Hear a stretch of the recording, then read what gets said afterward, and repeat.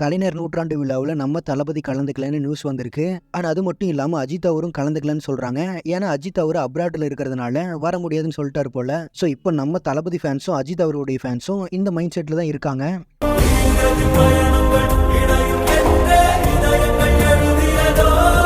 And இந்த video தான் இப்போ சோஷியல் மீடியாவை ஆக்குப்பை பண்ணியிருக்கு.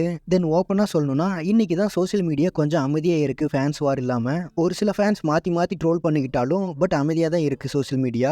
அண்ட் ரொம்ப நாளைக்கு அப்புறம் நம்ம தளபதியும் அஜித் அவரும் மீட் பண்ண போகிறாங்கன்னு எதிர்பார்த்துருந்தோம். பட் நம்மளுடைய பேட் லக் அது நடக்கலை.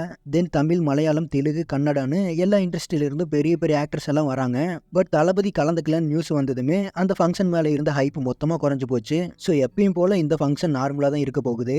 அண்ட் நம்ம தளபதி ஃபங்க்ஷன்ல கலந்துக்காதது ஒரு வகையில் நல்லதா போச்சு.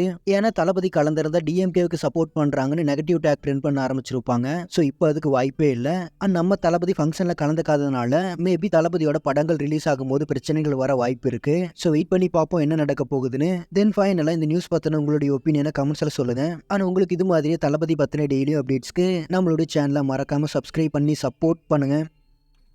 Thank you friends.